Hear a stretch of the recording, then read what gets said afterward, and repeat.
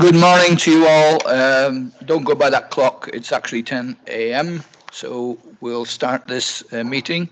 So welcome to everybody. Oh, whoop.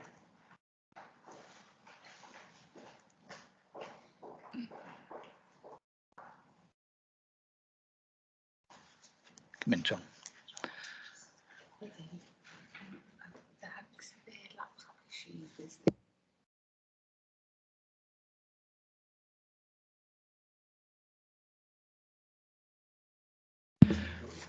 Right, sorry about that. We'll start again.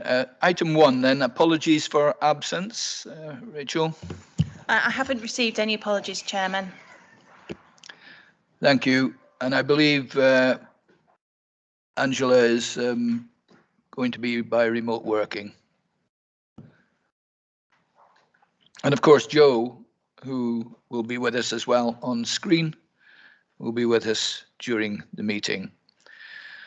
Moving to item 2, declarations of members' interests. I've got 2 showing. We've got Andy Ancliffe first. Thank you, Chairman. Can I declare my regular interest as a contributor member of the fund and an employee of the pensions of the Lincolnshire County Council? Thank you. Thank you, Andy. And Steve Larter. Thank you, Chairman. If I can declare my regular interest as a deferred and active member of the pension fund. Thank you, Steve. Any other declarations? None showing. We'll move to item 3 then, the minutes of the previous meeting held on the 15th of July.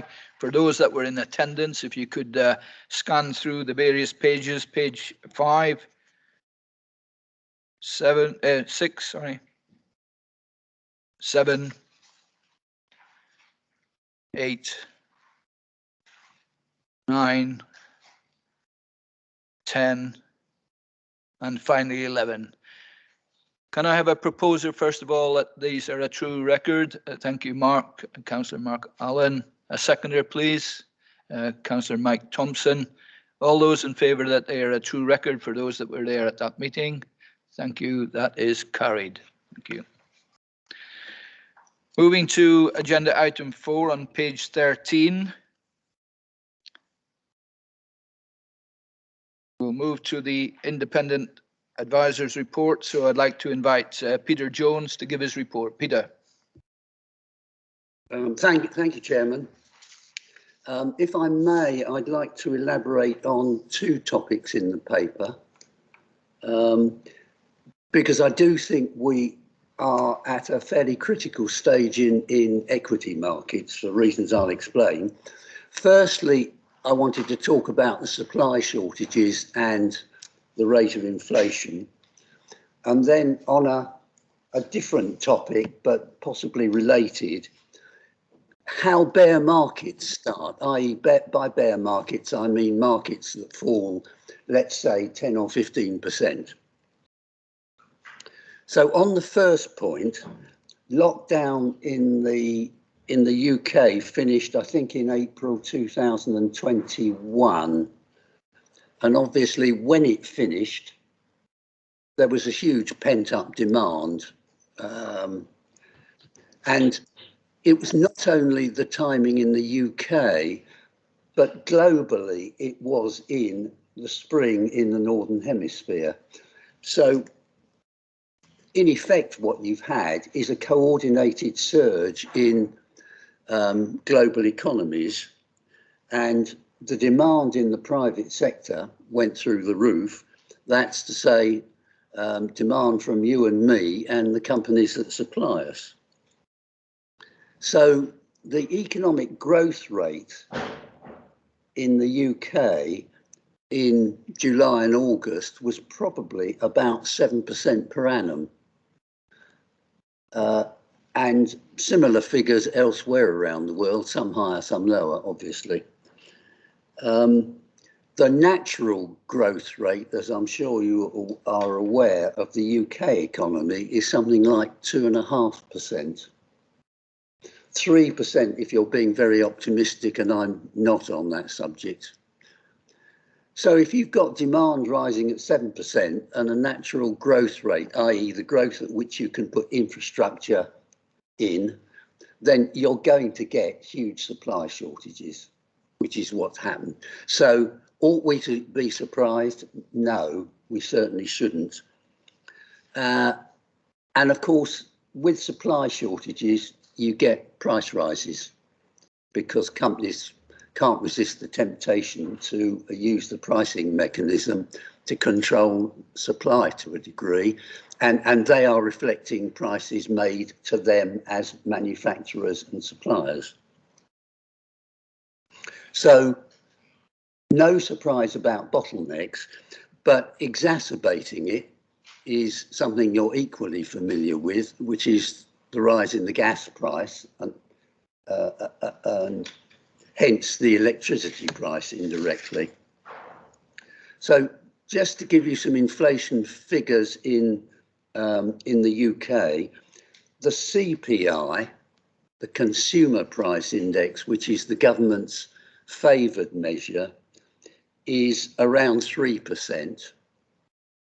But on the Retail Price Index, which the government hopes to suppress, but actually is the one that drives the index-linked gilt market, it's nearer 5%, when in fact it's above 5%. And there are similar figures around the world. Now, the central banks around the world are still unanimous that these high inflation figures are strictly temporary. And they will fall back as the supply situation eases. Now, what would they do if they thought inflation was running out of control? Well, the short answer is they would certainly increase what we now call base rate, what you were used to calling bank rate, which is 0.1%. Now, I wouldn't expect it to go very high, 1/4 or 1/2% perhaps in the foreseeable future, but that's one of the measures. And they are still buying lots and lots of gilt-edged stock, as are indeed are many central banks around the world. And so that's a second measure that could be taken. But with these energy prices rising and looking as if they're going to stay high for, well, shall we say 12 months for sake of argument, I think the notion that inflation is a purely temporary phenomenon is probably losing traction. Most professional investors are of that view. So what you have seen is the price of bonds, government bonds, moving down, i.e. yields moving up. I mean, not a lot. UK 10-year gilts yield about 1% at the moment, and in the middle of the summer it was about 0.5%. And US Treasury bonds yield 1.5%, and they were below 1% in the summer. Excuse me. So not big rises, but I want to return to these figures because these are the rates of return if you were to buy government bonds that no way could come anywhere near meeting the cost of providing pensions on the actuarial assumptions that have been made for you. Now, so far, equities have held their nerve, despite thinking that inflation is going to go up. One of the reasons, I think, is that the central banks of the world will be reluctant to raise rates. Why? There are several historical precedents. The one I think that most banks labour under is Japan about 20 years ago. They were the originators of the idea of flooding their economy with cash in order to get inflation up and the economy up. Now, they started in succeeding in that effort, and inflation ticked up quite sharply, and they felt the need to raise interest rates sharply, i.e. the typical central bank reaction. And much to their horror, the economy collapsed back to where it had started from. And I think all the central banks are only too well aware of the dangers of doing it. And the US Federal Reserve, about 10 years ago, and indeed the European Central Bank in 2012, both had a go at raising rates, only to realise that they'd done it too soon. So if anything, I suspect they're going to leave it later than sooner. Why am I labouring on this topic? I talked in the paper about stagflation. By stagflation, I mean zero growth in the economy or something like it, but still inflation. So 0% growth, 5% inflation. That would be fairly uncomfortable because you would have a hell of a squeeze on living standards for obvious reasons if prices are going up sharply. The thing that would really frighten everybody is a 1930s type recession. That's no growth and no inflation. And the reason it's so dangerous is if you have no inflation, you and I have every incentive to defer our purchases because they're going to be cheaper in a little while's time. And therefore that puts even more downward pressure on economies. So to a degree, I can understand the reluctance of banks, central banks to intervene in the way I've talked about. And for the time being, equity markets are continuing to remain firm. Now, I talked about bond yields, about how unattractive they are, and obviously there are other investments, and indeed the Lincolnshire Fund is 50% roughly in various alternative assets, but they are very difficult to invest in quickly. The only market you can invest in quickly is global equities.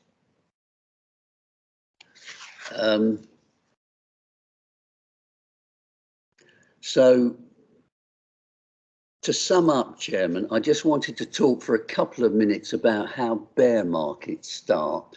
That's to say markets of a fall bigger than 10%. They usually start when short sellers, I know that's sometimes a difficult concept to understand, but selling stock you don't own because you can go and borrow it from somebody else who does own it, deliver it and get the cash, and you're hoping to buy back the stock at a lower price and make a profit. So what often happens is when the market has a bad day, the short sellers come in behind it with a view to giving it some downward momentum. Now, most years on stock markets, you get 6 or 8 examples where markets fall, let's say 2% in a day. We just haven't had that this year. It's been most unusual.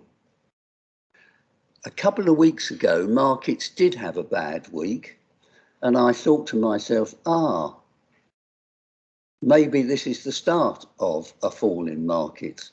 But no, the cheap buyers came in, and the bears were not prepared to run the risk of being caught short by markets being driven higher. So we're in a fairly difficult situation.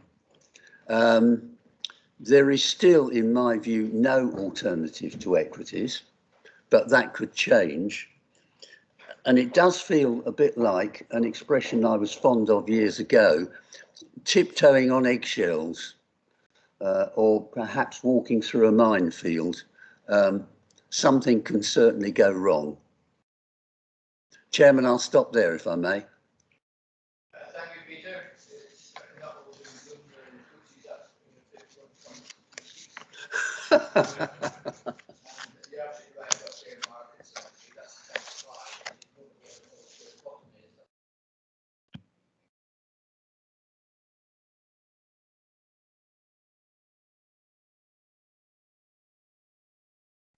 Thank you, Chairman. When do you think certainly the Federal Reserve will raise interest rates? Because as you alluded to in your previous report, it's actually gained even more relevance based on your comments in your current report that second-hand car increases are going up. The fuel in the States is the most expensive it's been in for a very long time. Energy, basically everything's got more and more expensive to buy.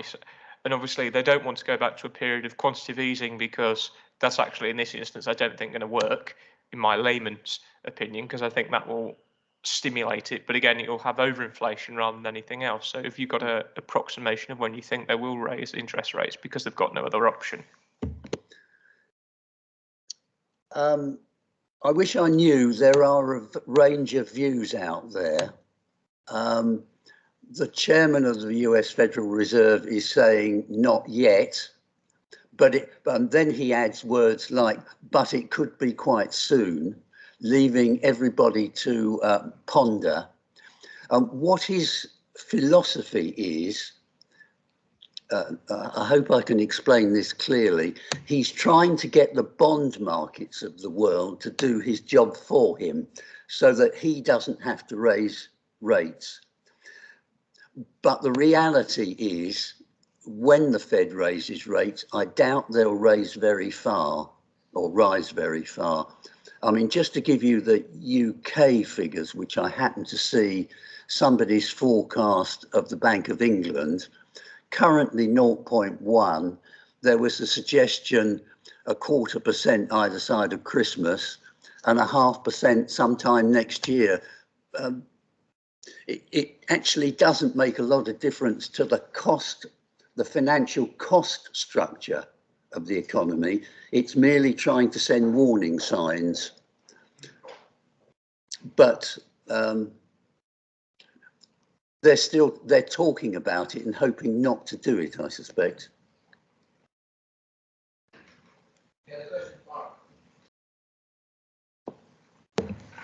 Thank you, Chairman. There's a lot of money chasing investment opportunity. That's the problem, I think. And where can you put it? And that's both private and within the institutions. Is there any way of, I suppose the answer to that is no. I just thought about it. Is there any way of determining when that level of investment might be satiated to a certain extent in terms of the investment opportunities have been taken, or is it it moves beyond, you know, the natural investment sums that people have got, and it just becomes then an opportunity to invest with other ways of funding it. The difficulty I have with this whole concept is that, in the past, people invested in firms that had, growth opportunities or, were in a growth market area or whatever it is. And at the moment, it just seems that it's going into equities as a matter of course. Is there some choice being made in terms of that investment? Is it going towards the companies that can weather the current situation or have got some long-term growth, or is it just going into bulk funds and that's why the equity markets are just going up? Well, I'm sure cash flow into funds is going to continue to be high. I mean, we all know from our own pension scheme that we're still accruing pensions to our working population, our working members. So the cash flow must continue. Look at the charities and endowments. On the whole, particularly in America, they've got positive cash flows. There is still wealth being generated. So I don't think the cash is going to go away. And people will certainly try and diversify all they can. I mean, we have a paper later on in the agenda about property, quite rightly. We should try and diversify away from equity markets to the extent we can. the answer to your specific question, of course, there are a lot of indexed funds, ETFs and straight index funds. So a lot of money is going just into the market. But equally, there are active funds who are trying to seek out, you know, the Amazons and the Googles, and according to their investment beliefs. So it takes all sorts to satisfy an investment manager.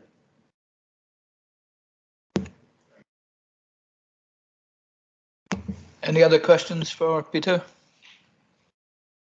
Thank you, Peter, for your report, and we'll look forward to seeing the next saga at the next meeting.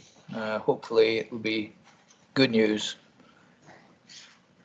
The recommendation on page 13 is to note the report. I presume committee are happy with that. So we'll move on then to agenda item 5, which is a report by the independent chair of the Lincolnshire Local Pension Board. Over to you, Roger. All right, thank you, Chairman. I'll bring you down to earth now and talk about the engine room.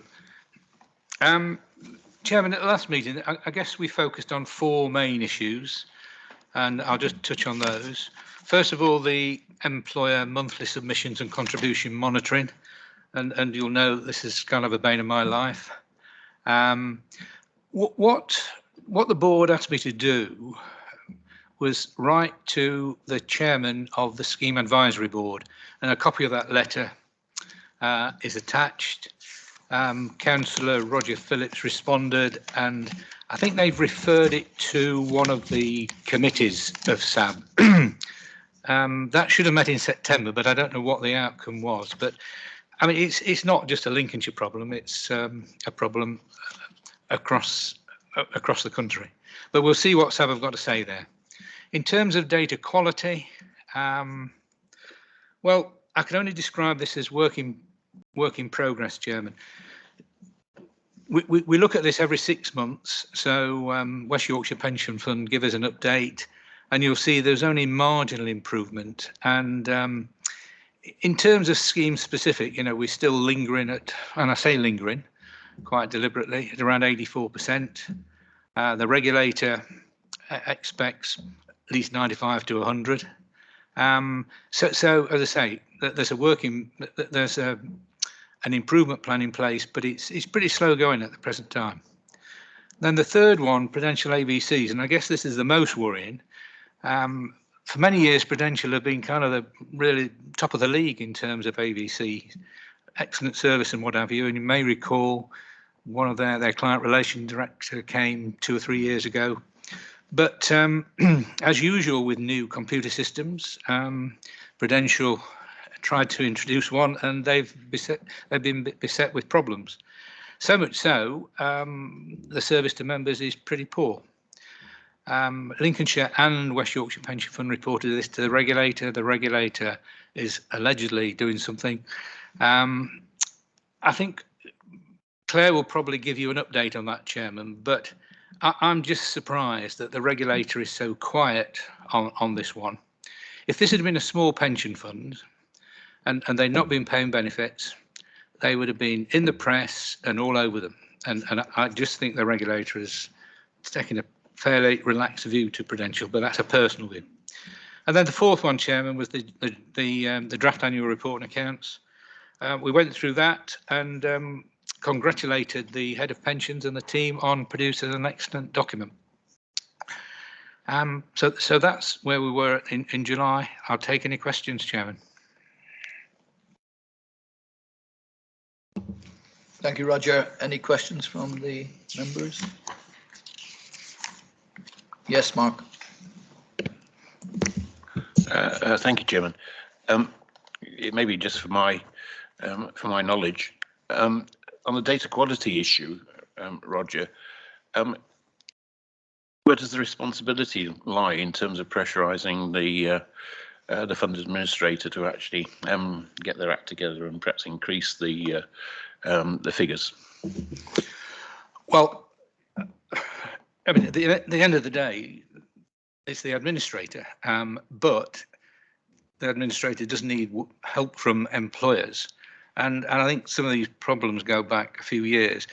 I mean, I did talk to, or the board, we discussed whether or not additional resources should be put into the West Yorkshire Pension Fund specifically for this area. But the message from Eunice was that they wanted to do it electronically. They'd got various other jobs on at the present time, so it will be done. But you know, this has taken a long time. If this was a private sector pension scheme, they'd never get away with it. Seriously. A follow-up question then. It presumably is in relation to the Lincolnshire Pension Fund, the council and the committee. Are these figures uniformly across? Well, I was going to say poor, but not poor, not getting better. Is it uniformly across their sphere of influence, or is it just the Lincolnshire one that's suffering? Well, it's difficult for me to answer that because I'm only interested in the Lincolnshire one. I mean, I guess it's across all their several clients. At the end of the day, the pension board will keep pressing West Yorkshire Pension Fund to actually put some priority to this, and that's all we can do. I mean, some of it is missing data. I mean, some of it is fairly simple stuff where, you know, they've perhaps got the wrong address and things like that. But, you know, you do get a bit frustrated when you're only running at 84% in terms of scheme-specific data. All I can do is keep pressing. I'm sorry, Chairman, I don't think I'm getting an answer to my question. I think it's perfectly fair for the board to press, but should this committee be pressing the West Yorkshire Pension Fund as well? I'm more than happy for you to do that, Chairman. More than happy to do that. The only thing is the item's not on today because we do it every 6 months. But certainly for the December or January meetings, more than happy for you to put the boot in as well. Well, the boot in may be a bit strong, but I take your point, Mark. It's a good question about whether we're performing across other councils across the UK, if you like. It's difficult to know whether we're better or worse, and who knows, 84% looks bad for us when the target's 100%. However, you know, others might be down at 60%. Could we have an item on the future committee agenda where we ask both those questions? Yeah, well, we have the West Yorkshire Pension Fund coming up later in the agenda. It may be appropriate to maybe make the comment. I don't think it'd be fair to ask the question, but we can make the comment. And I agree with you, we should put it on the agenda for the next meeting. And no doubt, Roger, you have your board meeting this afternoon. You'll be discussing this as well. Well, this one is not actually on, as I say, we do it every 6 months. But I think it's fair to say, Claire, and correct me if I'm wrong, but we did a bit of benchmarking with a number of funds, didn't we? I think within Borders to Coast. And we didn't come out very well, is my recollection. Some of those were in the 90s. Yeah, I think that's true. There isn't any public data for us to be able to mark ourselves against as it stands. So it is that informal. And I suppose it very much depends how those funds record it and whether West Yorkshire are being more specific about items that are missing where other funds aren't. I'm by no means making any excuses, but it's difficult because it isn't published in that way. It's difficult to read into some of those things. Forgive me, Chairman, but they do it in the way that the regulator tells them to do it. And so I would have thought, you know, there was kind of a common approach across the UK. And certainly when you did that benchmarking with other local authorities within Borders to Coast, we weren't in a good place. Yes, certainly there were funds that were much higher and into the 90s in that measurement. But we can happily add that to the agenda for the committee to have a look at in December, and it will be back with the board in January at the equivalent quarterly meeting as well. Thank you, Claire. Any other questions for Roger on the board? None forthcoming. We'll follow that up at the next meeting anyway. So thank you for your report, Roger. On page 17, the committee are asked to note the report. I'm assuming that's okay. Nobody disagreeing with that. We'll move to item 6 on the agenda. And I'd like to hand over virtually to Joe. Hopefully you're on the screen soon, Joe. Thank you, Chairman. Hopefully you can see me now. And apologies that I can't be there in person today. I'm awaiting a PCR test result, so didn't want to risk it. I can't actually see you now, so unfortunately, if there's any questions, I'm not going to be able to see. But this is the standard quarterly paper. As a number of the committee is still quite new, I'll still run through all the sections and just highlight the key points. So section 1 on page 25 sets out the funding level change and performance over the period, and more information on the underlying manager's performance is included in the investment performance report at item 13. Paragraph 1.3 sets out the asset allocation with property and cash under and over their tolerance levels, as explained in paragraph 1.2. It has been a good quarter performance-wide and a solid year for performance too, outperforming by 1% and 2.5% respectively. And the funding level has risen to 98.8%, with the deficit falling to 36 million, as shown at paragraph 1.9. Section 2 on page 38 and the appendix on page 28 and the appendix on page 37 shows how the fund meets the requirements of the pensions regulator. The amber area at B12, which is about whether members have completed TPR's training toolkit, should move back to green at the next meeting, as it's expected that all new committee members will have completed their training within the 6-month window as set out in the annual training policy. And thank you to those that have already done so and sent me their certificates. Paragraphs 2.3 to 2.6 detail the progress of TPR's new combined code of practice that I've previously mentioned, but this is now not expected to be effective until later in 2022. Section 3 on page 4, on page 30, updates the committee on any breaches that have occurred over the quarter. The late payment of contributions is covered in the report at item 9 on the agenda. I had hoped to have received a response from Prudential to ask for an update on the ongoing issue and still haven't, unfortunately. But Lisa will be able to provide an update in the Pensions Administration paper at item 8. Section 5 on page 31 provides an update on what's been happening with Border to Coast. We haven't made any new investments over the quarter, but works continued on the development of the sub-funds, with the next transition on the multi-asset credit fund underway shortly. The joint committee was last held on the 30th of September and papers shared with the committee on the 22nd. Any questions or comments that you do have on the joint committee and the work that they do, please feed those back through Councillor Strengle, and he can raise at the next joint committee, which is being held on the 23rd of November. And just to update, the shareholder resolution on additional resources for the real estate fund development has now been approved by all shareholders. The final comment I wanted to make on this paper is on the training and conferences at section 6 on page 33.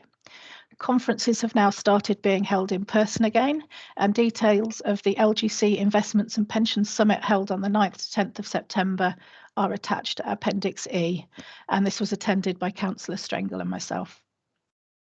The Border to Coast conference was also in September, and a number of the committee attended, and when I finish may wish to share their thoughts on it. There is one recommendation in this paper in respect of the next training meeting to be held in February, as detailed at paragraph 6.4. And this is to extend it to a full day event to allow enough time for the full consideration of the subject matters of investment beliefs and the triennial valuation, which will start from 31st of March 2022. So I'm happy to take any questions on the report. Thank you. Thank you, Joe. Just a question for myself on page 29, 2.2 B12. It does state there a question, have the pension board members completed the pension regulators toolkit for training on practice number 14? I'm assuming that that should include pension committee members on there. And then I'll make a comment once you come back on that one, Joe, about the training aspect. Thank you, Joe. Yeah, the actual requirement of the pensions regulator is solely for the pension board members to complete it. But we brought the discussion to committee a few years ago and agreed that actually it was worthwhile that committee members do as well. So whilst it doesn't actually say in B12 that committee members are required to do it, that is something that we agree in the annual training paper each year and is in the training policy. So I just haven't changed the actual TPR requirement, but at Lincolnshire we have a higher level of requirement to make ourselves green on there. Thank you, Joe. And on page 33, you mentioned the conference. I'd just like to comment, of course, Councillor Allen, Councillor Thompson, Mr. Ancliffe and myself as members of this committee attended the conference, which was a full 2 days. Obviously, Roger was there from the pension board as well, as was Joe and Claire. The point I'm making really is that this conference was about training as much as anything, and we certainly covered a lot of topics. And to be honest, most of the topics, I must confess, was about RI, dealing with ESG issues, a very important topic. And that was also on the LGA conference I attended, and Joe, and that was the main topic. Everybody seems to be gearing up, not just our pool from border to coast, but the other 7 pools as well, that they're dealing with the responsible investment side more than any other topic on the agendas. And that's right. Obviously, with COP26 coming up next month, I think a lot more issues will come out from that. And perhaps at our next meeting, we should get there. The point I'm making, I'll bring you in, Mark, in a minute, is that if you can diarise the next conference, it was an excellent 2 days, and we covered a lot of ground. It is important as members of this committee that we go to these conferences for training purposes, if nothing else. So I'll stop on that point. Over to you, Mark. Thank you, Chairman. As you say, I was at the conference with other members of the committee and yourself. I had some concerns that the emphasis on at the conference was in the direction it was, which was looking quite significantly in the direction of ECG and how pension funds and pension fund investments react to that. And you quite rightly say that it is important, ESG, and it should be, it probably has been quite important for a long period of time to any good firm in terms of looking at the ESG aspects. It just seems to me that there was a significant amount of emphasis coming out of the conference in relation to that, and particularly within the border to coast administration. So I'm very happy to see that we've got extra training on beliefs, because I think that will perhaps bring some clarity and understanding to how ESG fits into an investment strategy, and as it must do, but maybe within all the other aspects of investment strategy that has to be undertaken as well, because we are here to maximise the benefit of our pension fund members at the end of the day. And it did seem as though 1 or 2 pension fund administrators or pension fund committees had done some investigation about what the members are actually expecting to see, and there were some quite interesting figures. One of the funds said that 95% of their members wanted to return, and only 5% felt the sort of ESG aspects, should be treated with any great degree of significance apart from good company management. The other thing that came out of the conference, I thought, and it calls upon what Peter Jones said, was the innovative investments that now seem to be appearing, which ought to be looked at, I think, because they do help with the diversification of investment strategies that Peter was talking about. Has been quite important. Yes, absolutely. Yes, I agree with that, Mark. Conferences I've been to in the past, and I think this was my 5th one. ESG has always been in there, but it seemed to be nearly every speaker had something to do with, especially the E side, the environmental side of ESG. Although they did touch on the social and governance side of it as well. But I suppose, given the fact that most funds are gearing towards, 2050 to get down to possibly 1.5 degrees, and given the Paris Agreement was 2 degrees, it's a tough ask. But it's not all about divestment, from funds. And we're now seeing not only Shell, that's been doing a terrific job in sorting their house out, but we're seeing BP now being a leading contributor to actually making sure that what they're doing is responsible in that side. And as I said, knee-jerk reactions, and I've got my own views on China. And it was interesting at that conference that we had the Hong Kong people online on virtual, which was really an eye-opener to me. These two, they were really good. But you want to come back, Mark, anyway. It's a throwaway comment, Chairman. I'd like to see, if at all possible, what the pension fund strategies are in China and India. Well, everything's out there. We're not hiding anything at the moment. I've got a comment to make, but I'll bring Mike in first. Mike. Thank you, Chairman. The conference was actually started with a preliminary training session on the Thursday morning, which I attended. I found it very interesting because it gave an outline of border to coast approach and their aims, and essentially making a difference to the LGPS. I think the focus on the ESG was actually a theme for the conference, essentially to follow on from previous ones, which have actually focused on different areas of the scheme, pooling and investment. So I think it needs to be taken in that context. I think also, apart from the formal agenda and the sessions, as Mark says, there were other funds there, and it was very useful to exchange views informally with other delegates. So I thought it was a very, very good means of perhaps enjoying the training as well as participating in it. Thank you. Thank you, Mike. Andy? Thank you, Chairman. I'd echo the previous comments. I thought it was really good. After a year on Teams of seeing fake backgrounds of skyscrapers, it was unusual to see actual backgrounds of Hong Kong skyscrapers from people attending it. The two highlights I think I would like to feed back on for committee members. One for me was the presentation of the MAC managers.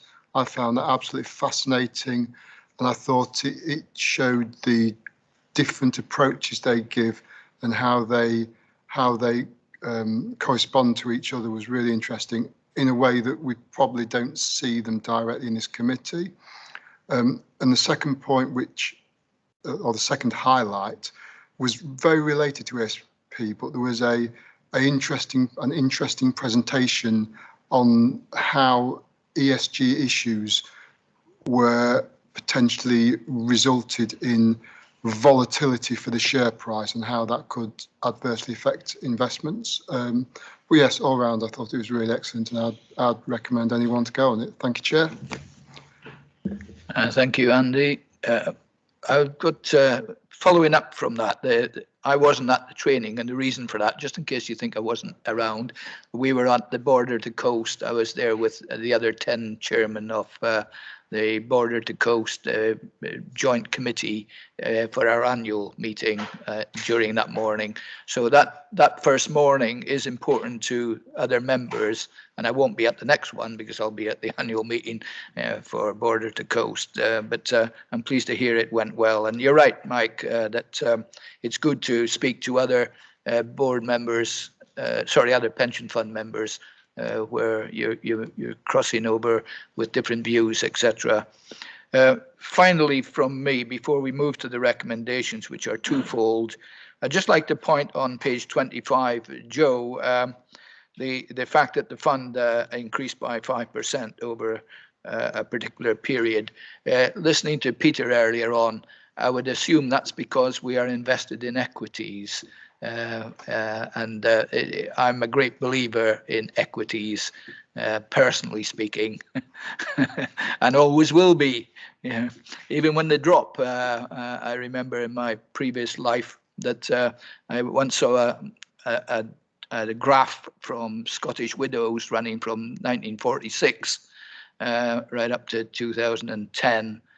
46 being an excellent year, of course. I won't go into the reasons why. It was twofold, actually. Wine was very good in that year.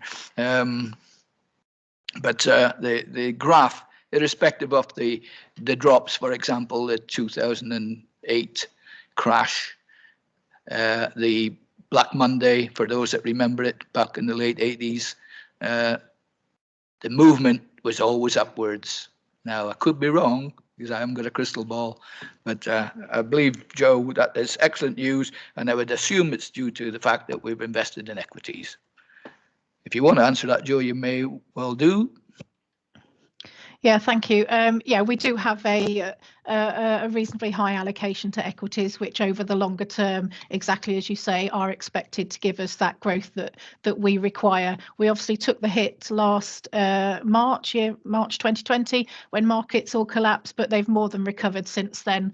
And we're seeing new highs. As I say, we're very close now to breaching that £3 billion mark. Thank you, Joe. We shall return then to page 25 on your agenda. And first of all, we're asked to consider the report. I don't see anyone dissenting. I do see somebody with his hand up now. Thank you, Vice Chairman. Tom. Thank you, Chairman. My question, I'll be brief. Apologies looking at my phone. My laptop is with IT. No worries. What would be the impact on the council and the pension fund if we were not a member of the Financial Council, which I know Jo touches on in her report? Joe? Sorry, do you mean the FRC? I'm sorry, I'm not sure what you mean by Financial Council. Yes, that's correct, the FRC. We're not a member as such. But we do have to pay a small subscription to them annually, but they do a lot of work looking at asset managers and overseeing quality and compliance and requirements, etc. So we aren't a member of the FRC, but we do pay towards the overall work that they do across the whole financial industry. Thank you, Joe. Right, we'll move to the second part of the recommendation, which, as you can see in recommendation 2, that the committee agrees to a full day's training in February in place of the normal half-day session. I'd like a show of hands, please, from members that we agree to that, unless anyone wants to comment before. So a show of hands, please, that we agree. All those in favour, that's unanimous. Thank you very much indeed. We'll move on. Thank you, Joe, for your report. We're moving now to item 7 on page 47. I'd like to hand over to Claire for a responsible investment update. Claire. Thank you very much and good morning, everybody. The report today brings the committee details of the fund's responsible investment activity during the first quarter of 2021. The report details the activity which the fund has undertaken and organisation on its behalf that we use for RI activities. The first section of the report sets out the work that the Local Authority Pension Fund Forum, LAPFF, have undertaken, and paragraph 1.3 details the work that they've done during the quarter. This includes company engagement, collaborative engagement, work on raising sector concerns, supporting sector-wide initiatives, and responding to consultations, all on behalf of its members. More details on their activity can be found in their quarterly engagement report, and there's a link contained in the committee papers to that. The next section looks at the work of Border to Coast, and each quarter they publish details of RI activity that they've undertaken, again on their website. Highlights from the quarter are set out in paragraphs 1.6, and this includes the announcement that they have published their Stewardship Report and the Task Force on Climate-Related Financial Disclosure Report, TCFD, for 2000-2001. Both of these are available on the Border to Coast website, and there are links for you to access those. In addition to the work that Border to Coast undertake directly, they have also appointed Robeco, and they provide voting and engagement services. During the first quarter of 21-22, they have attended shareholder meetings and voted on company AGMs for Border to Coast funds, and have engaged with companies on matters including corporate governance, environmental management, and human rights. Again, there's a link to their quarterly report in the committee paper. The next section of the report looks at voting activity for shares which are held by the fund, and this is the two offerings from Border to Coast, UK Equities and the Global Equity Alpha Fund. Appendices A and B have more details on that, and that includes the number of votes cast, meetings attended, and where votes have been cast against management, an explanation of the rationale for that. In addition to voting, Border to Coast are now producing a quarterly ESG report for these equity funds, and copies of these are included on the agenda as part of item 13, the quarterly investment performance report. The next section of the report covers the Financial Reporting Council's new stewardship code. The fund was signed up to the original 2012 code. However, in 2020, the FRC released a new stewardship code. The new code has 12 principles for which the fund must apply and explain, and these focus on stewardship activities and outcomes from those activities, whereas the old code, which we were signed up to, focused very much on having appropriate policies and procedures in place. To become a signatory, the fund must submit to the FRC their stewardship report, demonstrating how we've complied with the code's principles over the previous 12-month period. The fund has submitted a report for the period 1st of April 2020 to 31st of March 2021 to the FRC for their reporting deadline, which is at the end of this month. And this report, plus the comments from the FRC, will be reported back to the committee at a future meeting. The final section of the report looks at the fund's investment and responsible investment beliefs. At the training session in September, it was agreed that committee would like to review the existing beliefs in advance of the investment strategy and triennial valuation reviews. As Joe's already mentioned in the fund update paper, this training will be arranged for February 2022. That was all I wanted to say, but I'm very happy to take any questions on the report. Questions from committee? Any?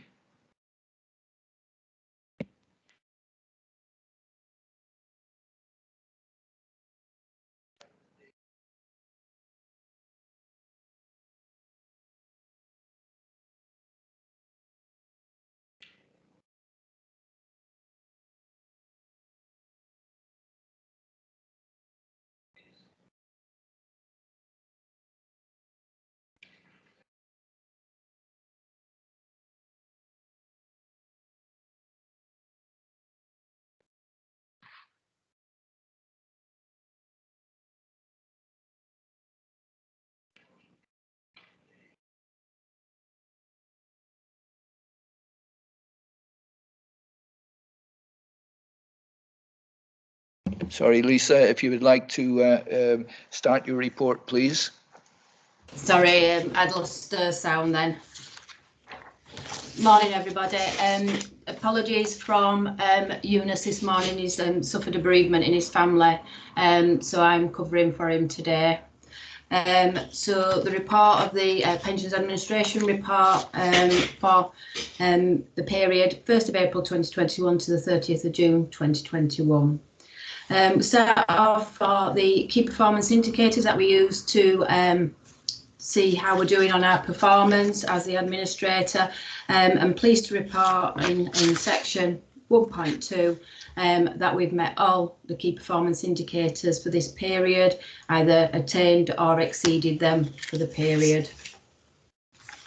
In point 2, scheme information, just a activity on active, deferred, undecided, pensioner and frozen members. As you can see, active membership has slightly reduced, whereas pensioner has increased, which can be due to pension statements going out and deferred members getting their pension statements and deciding to take the pension based on the pension statement that they've had.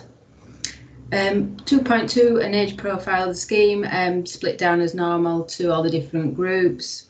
2.3, employer activity. So during the period April to June, we had 3 new employers, split between an academy and education trust and a town and parish council, which brings the total number of employers to 296.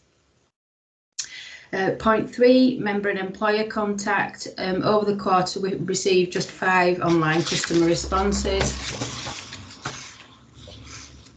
And 96 Lincolnshire member sample surveys were sent out and 10 returned. The satisfaction score for April to June, as you can see, is slightly reduced to 81.7%. But if you refer to Appendix A on the customer surveys, all the comments are very positive that we've received back. 3.2, we continue to provide employer training. So over the quarter, April to June 2021, we did employer training still on webcasts over webinars at the moment, which actually makes it much easier to incorporate a larger amount of people and employers to be able to take on the training. So did quite a lot around the pension statement blocks and quaranties because that was appropriate at the time, and these were being produced over this period. Online forms and how to use them to give employers extra ability to know how to use our online forms through our online pension system. Ill health for deferred members and understanding term time only members, as there can be a difference, or there is a difference in the information that we need. Point 4, internal dispute resolution procedures. Stage 1, appeals against the fund. There's no appeals currently outstanding. Stage 1, appeals against scheme employers. 2 appeals are currently outstanding. 1 is started back in December 2020. We have been monitoring this and reminders being sent, but they are still looking to gain further medical evidence, and we're yet to get that back from them. And then an appeal in April, which was an appeal against being refused an ill health pension. The member has contacted us regarding the process. It has actually been established that the member is still employed, and therefore the appeal should actually have been turned down because the member is still employed. So therefore there was no appeal against them because no decision had actually been made about being refused an ill health pension, as they'd not then been dismissed on capability grounds. Stage 2 appeals, no cases and no ombudsman cases. With regards to the administration update at point 5 and prudential, I've got some additional information that I'll provide, but just to go through what's in the report. As we've been alluding to over the last few meetings, Prudential have been suffering delays. Alan, you can collect some pills for me from since last year, there's been a number of issues with their administration, as we know, which has impacted on results, resulting in delays in processing retirements. We have been in touch with Prudential and escalate the issues to their senior management. As far as I'm aware, I've asked, for, as I say, for some further update. We haven't heard anything else from the senior management team. As Joe has alluded to as well, we have reported the issues to the pensions regulator. We are still awaiting the outcome of their investigations, and a recent update from the TPR has said that the situation is being monitored accordingly. We're still experiencing some delays, and I have got some figures which I will cover in a minute for members. That's been a slight improvement over the recent months, but Prudential are awarding members a payment of £175 each for past service distress and inconvenience if they do get in contact with them. And we just continue to monitor the situation very carefully. I've just had an update from a colleague. There has been a delay. One April 2021 case has been delayed, but the member has only just returned their pension claim form on the 14th of September.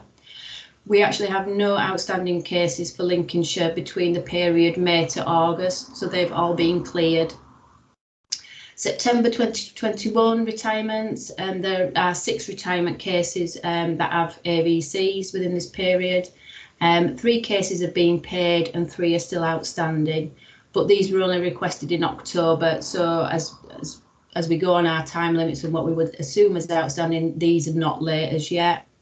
In October 2021 to today's date, there were 6 retirement cases. Again, 3 have been paid and 3 are awaiting payment, but these were only requested this month. There has been an improvement. The member services manager who deals with this area believes there's been an improvement in processing the payment requests. This is more likely that this is where complaints are made, but there has been a drop in member complaints. I have come across, she's come across member records where there's been a delay of Prudential making payment, and Prudential has paid compensation direct to members as detailed in the report. They do still seem to be experiencing delays with allocating contributions as a result of them moving onto this new software, and it can sometimes take a couple of months, as reported here, and that's obviously unacceptable. So again, something that we will monitor going forward.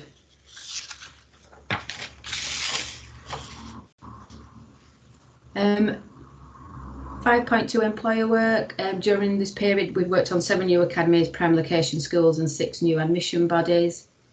5.3 annual benefit statements and deferred benefit statements. So this year's statements, again, as mentioned in the July meeting, have been issued electronically. Members have been asked to sign up to the Secure My Pension portal to access their statements. However, members who still prefer to have a paper version can opt out for any online communication and therefore receive a paper version. As at the 31st of August 2021, which is the statutory deadline date for issuing annual benefit statements and deferred benefit statements to members, we'd achieved 98.7% of pension statements to active members who were eligible to receive one for Lincolnshire members, and 99.9% of deferred benefit statements for Lincolnshire members who were eligible to receive one. The remaining annual benefit statements are due to queries on records that haven't been produced, and so we may need extra information for employers, and they've just not got back to us by the deadline date. But we continue to pursue these, and as we receive information in and we update the records, the pension statement will be produced. So it's still an ongoing production. Although the deadline was the 31st of August, it doesn't stop at that point, and we will continue to produce them up until the point where we have to take down the 2021 production of annual benefit statements, which is not until late, the first quarter of next year. The team are also working on any outstanding transfers and linkings, which also block pension statements going out, and they've been putting resources into ensuring that they're completed, so they can be worked on and the pension statement produced. 5.4, there's been no internal audits undertaken during this period. 6.6, current technical issues. If you see Appendix B, there's an update on the current technical issues. 0.7, web registrations, which refers as well back to the annual benefit statements. As you can see, there's a breakdown of how many members have registered for the online member portal. Active members 7,207 and deferred just under 5,500, and pensioner members just short of 5,000. So in total, that gave 17,637 members that had actually registered for the portal. And just an update on the figure that I've run as it's September. That is actually increased to 17,975. So the active membership has gone up to 7,341. The deferred membership has gone up to 5,626. So and the pensioner members just 4,000, just short of 5,000 again. So we are actively pursuing to let members know about the portal and pensioners and deferreds, and we do have an active deferred and pensioner newsletter going out in the next few weeks, which again will encourage everyone to sign up for My Pension, so we can get the figures higher for next year and for the pension statement production and deferred benefit production for next year, to ensure we have more members who can access this document on the portal. The shared service budget, you can see the budget is 15.43 million was approved for all WIPF operational activities, and with a budget for Lincolnshire being 6.86 million. 8.2, the cost per member, the forecast per member is £14.31 £14.31 per member for Lincolnshire members. With regards to the awards, at point 9, we were shortlisted by Pensions Age, and I think this was in the last report in July. And at that point, we'd been listed and we were due, the ceremony was due to take place in London in July. We did not win any awards at this particular ceremony. They did go all to big private sector funds. It's a great achievement to be shortlisted, and we felt we've got strong competition for both public and private sector, and we were proud of our efforts to gain the recognition and be at least shortlisted for these awards. We've now been shortlisted for the European Pension Age Awards under the following categories, and the winners of this will be announced in London on the 20th of October, so that's next week. So in conclusion, we believe as a shared partner, we continue to work closely and provide an efficient and effective service to Lincolnshire Pension Fund. Thank you very much. Thank you, Lisa. Questions, committee? Lisa? Yes, Steve. Thank you, Chairman. Just on the budget at paragraph 8, the employees is significantly under budget. I just think, linking back to the previous issue that Roger raised, is there staffing vacancies, significant staffing vacancies within the service at the moment? Yes, we do have a few staffing vacancies. Some have been completed, and we are managing to get staff back into the jobs that are available. We've got a few people starting in the next few weeks, but we have struggled, or we've not been able to fill some key posts at the moment, and these will be re-advertised. It is an ongoing, I wouldn't say issue, but it's an ongoing area that we do need. We are still actively looking into and trying to fill, and there's also a re-looking at if we do need additional staff within other areas as well as at the moment. Thank you, Lisa. No other questions? Yes, Mark? Thank you, Chairman. I just wondered whether the minimum target percentages on the sort of KPI summary that we've got, which cover an awful lot of the administrators' activities, have ever changed?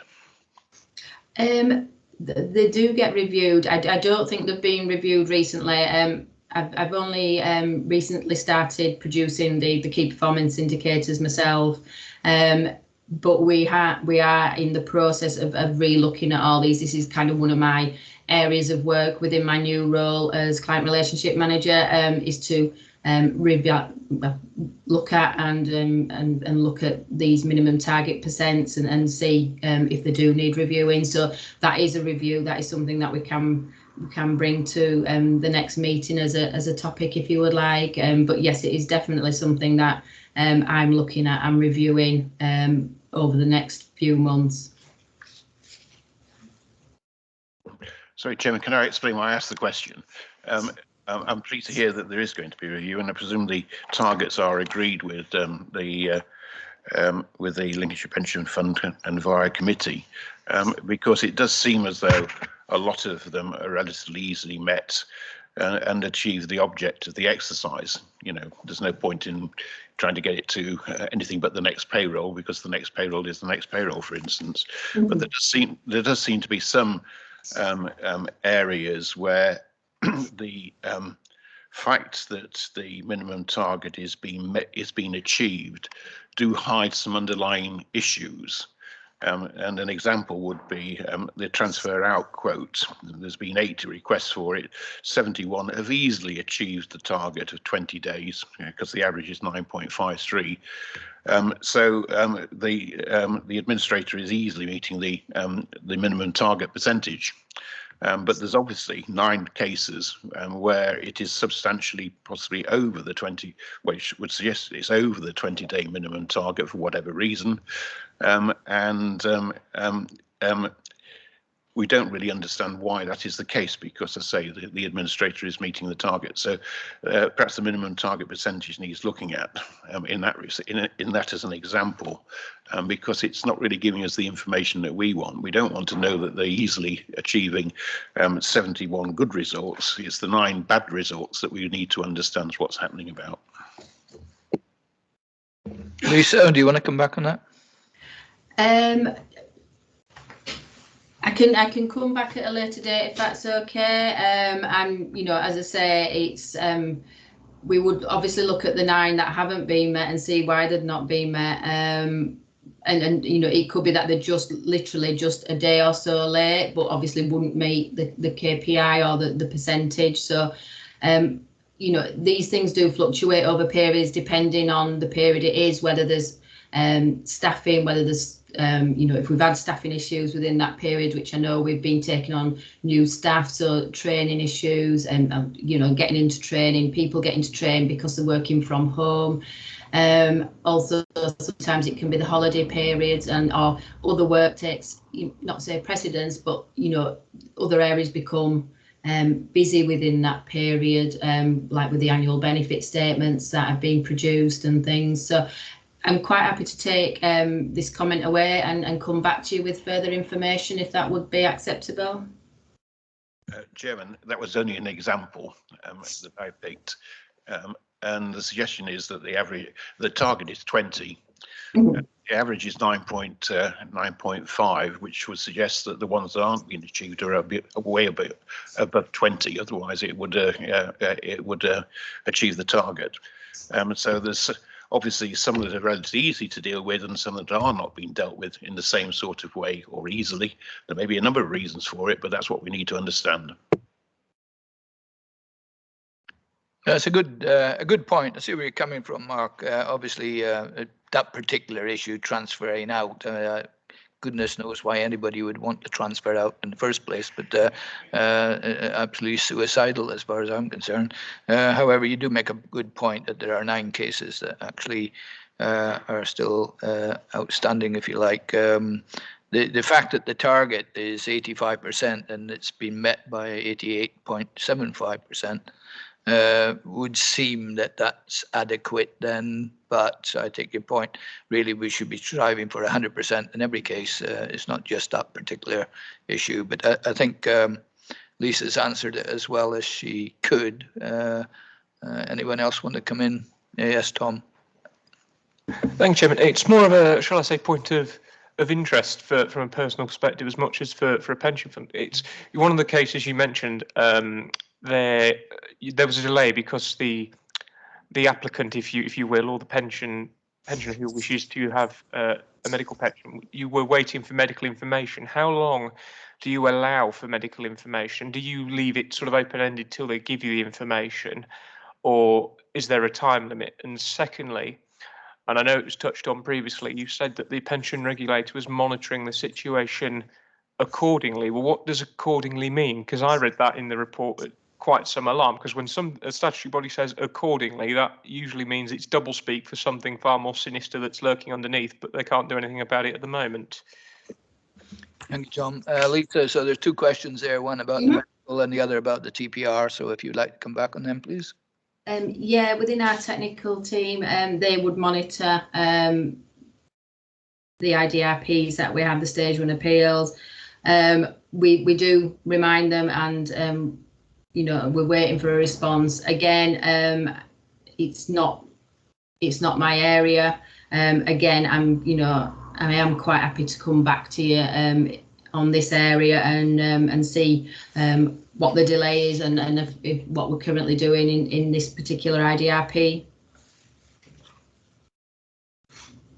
Okay, are you happy with that, Tom? Yeah. Steve, you want to ask a question? Oh, sorry, did we want to talk about the... Are you coming back on that? I wondered whether you wanted to come back on that medical. I thought you'd finished, but sorry, on the TPR, carry on.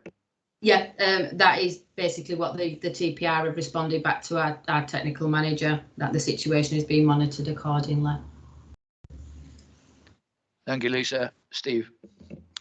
Thank you, Chairman. Just going back to my previous point, because recruitment is a big issue at the moment and vacancies, I just wonder whether in future reports we could just have a little table that explained, you know, what the staffing structure, number of posts is, and then how many vacancies there are, etc. Because I know in our organisations it's becoming a key issue now, certainly on recruitment, and maybe in other organisations. So I think it's useful just to keep a handle on, you know, what numbers of vacancies there are and how successful they are being at recruitment. Lisa? Yeah, that's no problem at all. Yeah, I can ensure that's in the next report. Thank you, Lisa. Any other questions? None forthcoming. 2 comments from me. Lisa, would you pass on from the board and the officers and the board members as well that, sorry, from the committee and the board members and officers, our condolences to Eunice on his bereavement. And on a later note, Eunice, it always used to tickle me that every time he gave a report, he'd won an award somewhere. So hopefully you will win the next one. It's good to see you're shortlisted anyway. So Lisa, thank you very much indeed for your report. And as I said, our best wishes to Eunice. Thank you. Committee, if I can bring you back then to the recommendation on page 67, which is that the committee notes the report. All happy? That's carried. So moving on to item 9, which is handing over to Claire. Claire. Thank you. This is the standard quarterly update on late and incorrect employer submissions. The report today covers the first quarter of 21-22. The fund monitors closely employer compliance with their statutory responsibilities to pay over member contributions on a timely basis. And that is that contributions should be received by the 19th of the month following their payroll. The fund classes an employer as late if either their cash or the supporting data is received after this date. The fund has dedicated resources monitoring employer performance, and they work closely both with the employer and with West Yorkshire as the fund's administrator to ensure that they meet the requirements that are in place. Details of the number of late payments and data submissions are set out in Table 1 on page 88. As you can see, there's generally good compliance from employers. The area of poorest performance has been and continues to be the submission of data returns. There are no specific concerns, however, to bring to the committee's attention during this quarter. Moving through the report, employers who missed the funds deadline in 3 out of 6 months will be fined unless they can offer extenuating circumstances. And Table 2 sets out the number of fines that have been issued during the quarter, and you can see that there was just one issued. And I'm very happy to take any questions on the report. Thank you, Claire. Tom? Thank you, Chairman. Claire, it sets the minimum fine out in just before table 2, before 2.1. What is the maximum? Because that intrigued me. The maximum is only it's less than £300. So they're fines to reflect the work that's done. Then they're not necessarily fines as kind of punishing people. And £300 for a small parish council would maybe be a lot of money. £300 for Lincolnshire County Council will be a drop in the ocean. Thank you, Claire. Any other questions? Yes, Mark? Thank you, Chairman. Do the employers on this list include the ones that were subject to the report that the pension board chairman dealt with early in this session? Because it doesn't seem to be from the table that we have here, doesn't seem to reflect that there is, maybe an underlying issue with some of the employers that have taken on relatively few staff on a TUPE basis. Is that the case? The table set out at Appendix A includes all of the employers who are late, so that will include any of the employers that we've written to the Scheme Advisory Board about.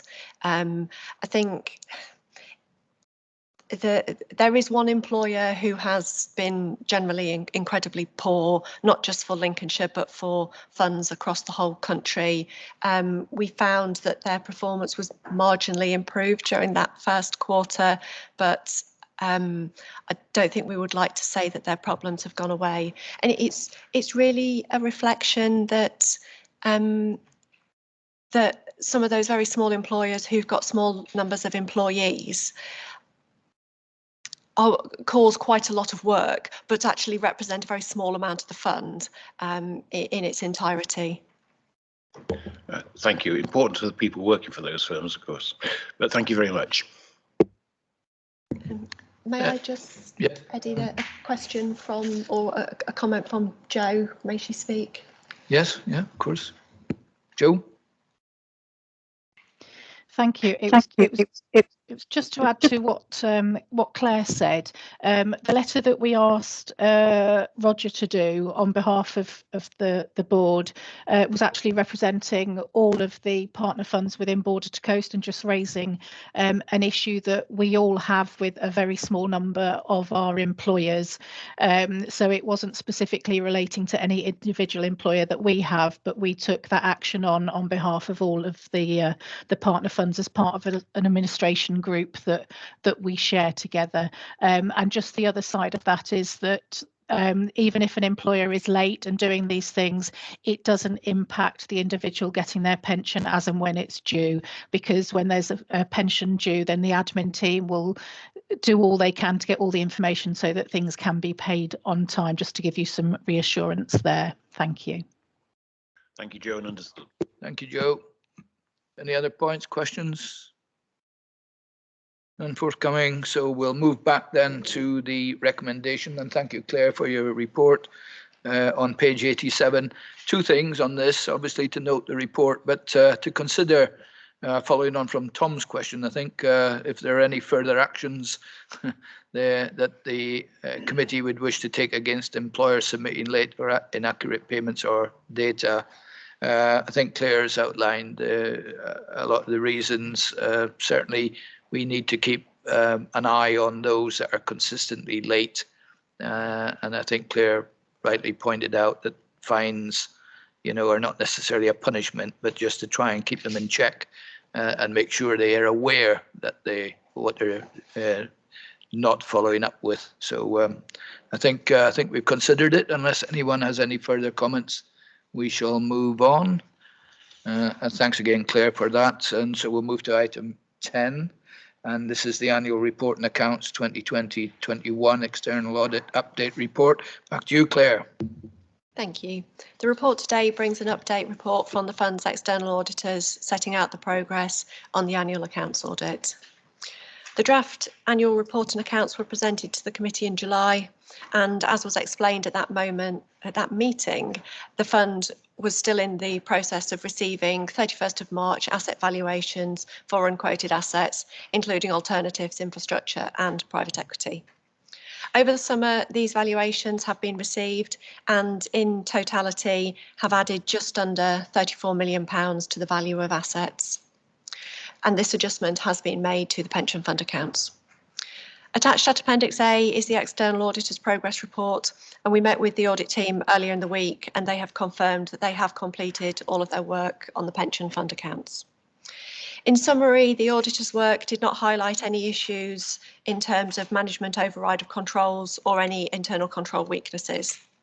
Their report does cover the movement on unquoted asset valuations in sections 4 and 6, which I've just mentioned. And the external auditor acknowledges that these relate purely to the timing of information received by the fund, but auditing standards require that these adjustments are reported as their movement from the draft to the final version of the accounts. It's anticipated that the external auditor will give an opinion on the pension fund accounts in November when they issue the opinion for the County Council.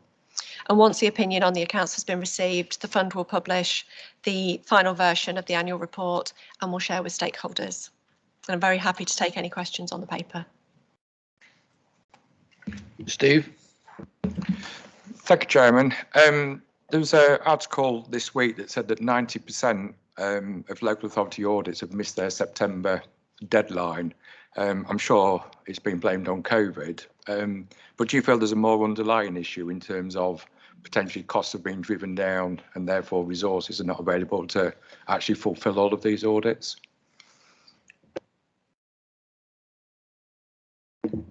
I'll take that one, Chair, if that's okay. Sorry, Andrew. Yeah, I'm mindful that there's a couple of members on this committee who are also on audit committee as well, and I think it's fair to say at the audit committee that we had a couple of weeks ago, some firm and constructive feedback to our external auditors about the approach this year. But Steve, you're right. Only 9% of audits completed as of that 30th of September deadline.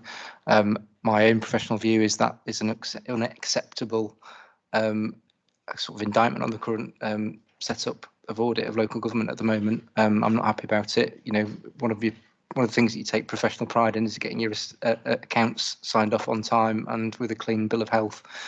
And you know that appears to be out of our hands now. You're right, COVID has been listed as a reason for that delay, but also as well, I think Mazars have held their hands up to say that they have got resource challenges as a result of the current operating environment too. But yeah, they're the two main reasons provided. But I think it's fair to say, both from an officer perspective and from members on the audit committee who've had those updates, not a particularly happy set of circumstances for either of us. I think it's fair to say, members. Thanks, Andrew. Mark, you want to I'd like to back up Andrew's comments. At the audit committee, we made some very hard comments about our unhappiness with the situation, particularly as we were only told at the previous committee, I think, that there wasn't going to be any issue and the deadline would be met. It does seem as though there's been resource issues. And we expressed concern about that because we made the point that one of the reasons why Mazars was appointed was because they are a big firm and should be able to deal with that sort of issue without having consequence on it.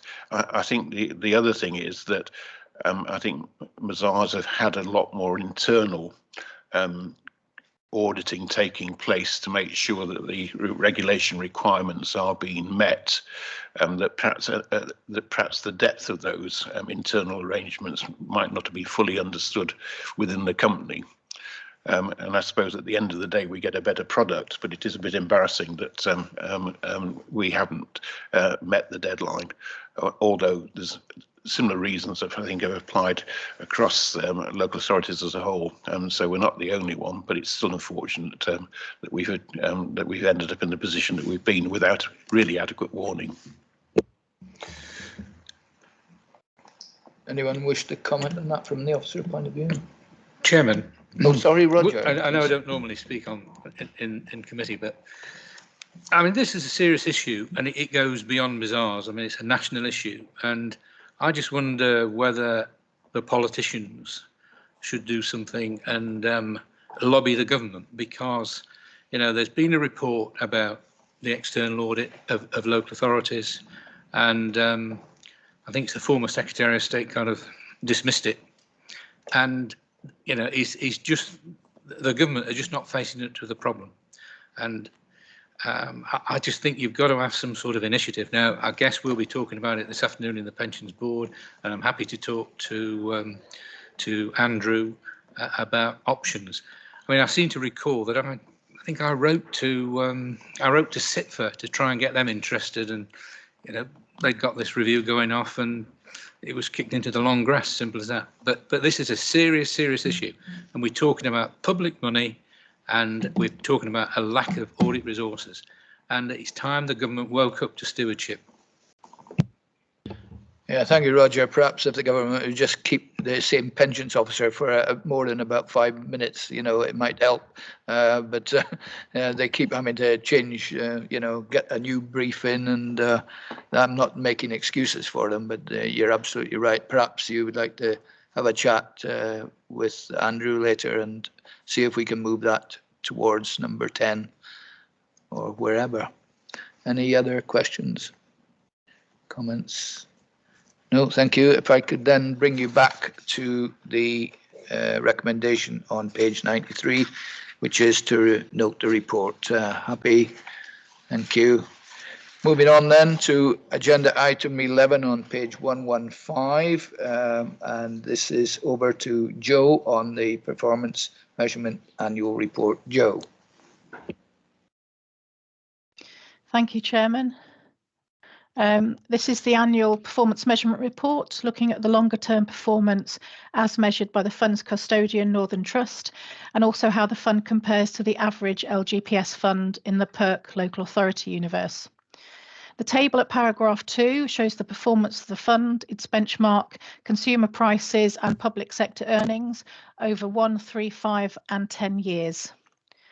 Over the longer term, the fund at 7.9% per annum is comfortably ahead of the required return to meet the long-term liabilities at 4%, and also ahead of inflation and earnings at 3.1% and 2.1% respectively.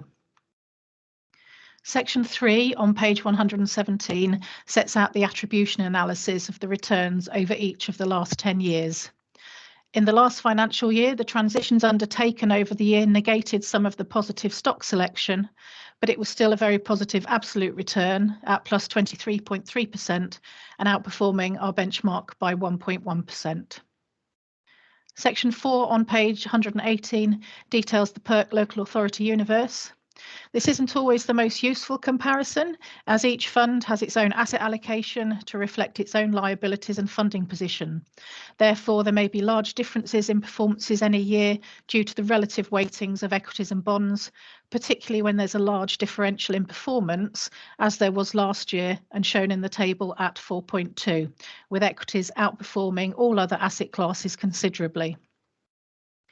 The performance against the local authority universe is shown, though, across 1, 3, 5 and 10 years, and is set out in the table and chart at paragraph 4.9. I'll happily take any questions. Thank you.